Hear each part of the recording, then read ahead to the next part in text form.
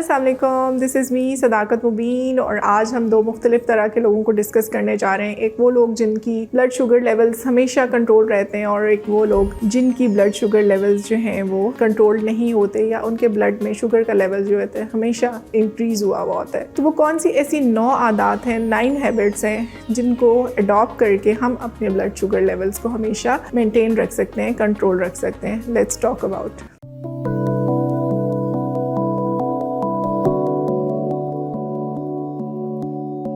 जी, तो जिन लोगों की हम बात कर रहे हैं जिनमें ब्लड शुगर लेवल हमेशा कंट्रोल रहते हैं, उनमें देखा ये जाता है कि वो अपना खाना जो है वो पोषण कंट्रोल के तहत खाते हैं। यानी वो अपने खाने का जो पोषण है उसको देखभाल के खाते हैं कि वो कार्ब्स कितने खा रहे हैं, प्रोटीन कितने खा रहे हैं, फाइबर्स कितने ले रहे हैं और उनके जो खाने के टाइमिंग्स हैं वो भी बड़े वेल प्लान्ड, वेल सेटल्ड होते हैं। ऐसा नहीं होता कि जब भी दिल किया और वो खाना खाना उन्होंने शुरू कर दिया। तो उनकी जो मील है, उनकी जो मील प्लेट है वो बड़ी ऑर्गेनाइज्ड होती है और वो अपने पोर्शंस में रहकर खाना खाते हैं और कितनी क्वांटिटी में खाते हैं ये सब उन्होंने मैनेज किया होता है पहले से। जिसके बरक्स जो दूसरे लोग होते हैं जिनकी ब्लड शुगर लेवल जो है वो कंट्रोल नहीं होती, वो जब भी दिल किया उन्होंने खाना शुरू कर दिया। कितना खा रहे हैं कोई हिसाब नहीं है, क्या खा रहे हैं इसका कुछ पता नहीं है, कार्ब्स कितने ले रहे हैं, प्रोटीन कितने ले रहे हैं, फैट्स कितने ले रहे हैं, फाइबर्स कितने ले रहे हैं, इसका कोई उनको बिल्कुल नॉलेज नहीं होता। तो उन लोगों की जो ब्लड शुगर लेवल्स हैं वो हमेशा अनकंट्रोल रहते हैं। नंबर 2 हैबिट क्या देखी गई है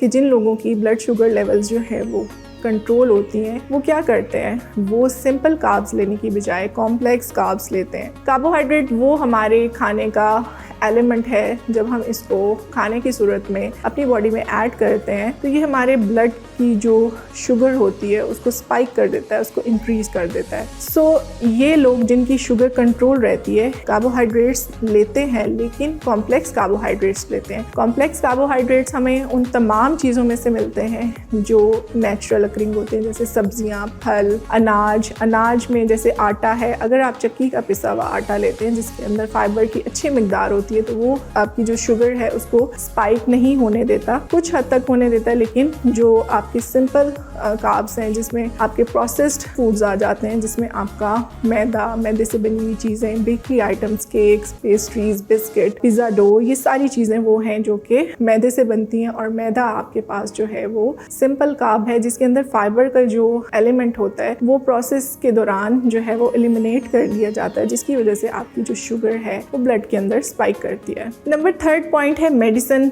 जो लोग अपनी शुगर को कंट्रोल रखते हैं वो अपनी मेडिसिन पे कोई कॉम्प्रोमाइज़ नहीं करते, वो कभी किसी के कहने में अपनी मेडिसिन को छोड़ते नहीं हैं या उसकी टाइमिंग चेंज नहीं करते, बल्कि जैसा उनके डॉक्टर ने उनको प्रिस्क्राइब किया होता है उसके अकॉर्डिंगली वो अपनी मेडिकेशन जो है वो लेते हैं।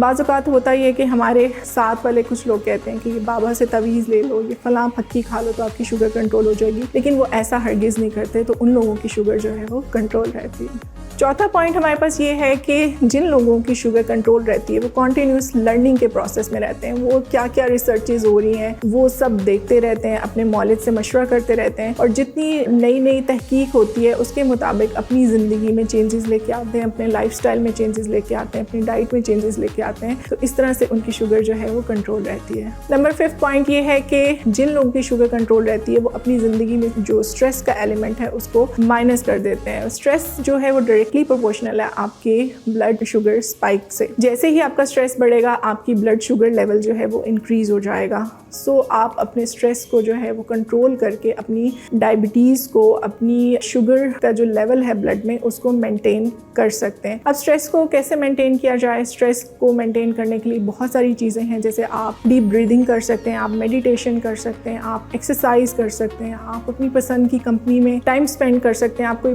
पेट जो है वो पाल सकते हैं, आप अपनी पसंद की कोई एक्टिविटी कर सकते हैं। ये तमाम वो चीज़ें हैं जो कि आपके स्ट्रेस को एलिमिनेट करेंगी और जब आपका स्ट्रेस एलिमिनेट होगा आपका इंसुलिन या आपका जो ब्लड शुगर लेवल है वो डिक्रीज हो जाएगा और आपकी बॉडी जो है वो इंसुलिन सेंसिटिव हो जाएगी। कुछ लोगों में आपने देखा होगा कि किसी घर में कोई ऐसा जो है वो कोई प्रॉब्लम आ जाता है या कोई इशू आ जाता है तो सुनने में ये आता है कि फलां जो डायबिटिक पेशेंट है उसकी शुगर जो है वो स्पाइक कर गई। यही रीज़न होती है कि स्ट्रेस जो है वो डायरेक्टली प्रोपोर्शनल है आपके इंसुलिन हार्मोन पे, कि जब आपका स्ट्रेस बढ़ेगा तो आपका जो है इंसुलिन प्रोडक्शन जो है वो कम हो जाएगी और आपके ब्लड में जो शुगर का लेवल है वो बढ़ जाएगा। छठा पॉइंट ये है कि जिन लोगों की शुगर कंट्रोल रहती है वो हमेशा अपनी शुगर को मॉनिटर करते हैं। अगर आप डेली नहीं भी कर सकते तो आप वीकली ज़रूर अपनी शुगर को मॉनिटर करें। उससे होता ये है कि आपकी जो शुगर के लेवल्स हैं उनसे आपको पता लगता है कि मेडिसिन आपको सूट कर रही है, उसकी डोज आपको सूट कर रही है। अगर नहीं कर रही तो आप अपने डॉक्टर से मशवरा करके अपनी दवाई को एडजस्ट कर सकते हैं। नंबर 7 पॉइंट ये है कि जिन लोगों की शुगर कंट्रोल रहती है वो अपनी नींद पूरी करते हैं। नींद का बहुत बड़ा हाथ है आपकी शुगर को कंट्रोल करने में, आपकी बॉडी में इंसुलिन सेंसिटिविटी को बढ़ाने में। जब आप 7 से 8 घंटे की नींद पूरी करते हैं तो आपका जो स्ट्रेस लेवल है वो डिक्रीज़ हो जाता है, और अगर आप अपनी नींद पूरी नहीं करते तो आपका स्ट्रेस लेवल जो है वो इंक्रीज़ हो जाता है, आपके स्ट्रेस हार्मोन्स इंक्रीज़ हो जाते हैं, जिसकी वजह से आपकी जो शुगर है वो स्पाइक कर जाती है। अच्छा, यहाँ पे मैं बताती चलूँ कि सिर्फ 8 घंटे की नींद ही इंपॉर्टेंट नहीं है, बल्कि आप रात के किस पहर सो रहे हैं, कौन से वो 8 घंटे आप चूज़ करते हैं नींद के लिए, ये भी बहुत इंपॉर्टेंट है। कुछ लोग अगर लेट नाइट 8 घंटे नींद पूरी करते हैं तो उससे भी आपका जो स्ट्रेस हार्मोन है वो इंक्रीज़ हो जाता है बॉडी में। तो यूजली होना ये चाहिए कि इशा के बाद आप जो अपना नींद का पैटर्न है उसको डेवलप करें, और वहाँ से लेकर 10 o'clock से लेकर आप अपना जो 8 आवर्स का स्लीप पैटर्न है उसको जो है वो मैनेज करें, ताकि आप अपने स्ट्रेस को कंट्रोल कर सकें और आपकी शुगर लेवल्स जो हैं वो भी बॉडी में मेंटेन रहें। नंबर 8 पॉइंट है एक्सरसाइज। जिन लोगों की शुगर कंट्रोल रहती है वो रेगुलर एक्सरसाइज करते हैं। रेगुलर एक्सरसाइज करने से क्या होता है कि आपके खून के अंदर जितना ग्लूकोज का लेवल होता है वो आपके सेल्स में ट्रांसफ़र हो जाता है। हर सेल को अपने नॉर्मल डेली एक्टिविटी के लिए ग्लूकोज की ज़रूरत होती है। तो अगर आप एक्सरसाइज करते हैं तो आपके ब्लड से जितनी एक्स्ट्रा ग्लूकोज होती है वो आपकी बॉडी के सेल्स तक पहुंच जाती है और आपकी बॉडी जो है वो इंसुलिन सेंसिटिव हो जाती है। तो ये भी एक तरीका है कि आप कोई सी भी अपनी पसंदीदा एक्सरसाइज, जिसमें वॉक हो सकती है, रनिंग हो सकती है, जॉगिंग हो सकती है, स्किपिंग हो सकती है, कोई सी भी एक एक्सरसाइज जो है वो अपने लिए चूज़ करें और उसको रेगुलर बेसिस पे करें, ताकि आपके ब्लड शुगर लेवल जो हैं वो कंट्रोल में रहें।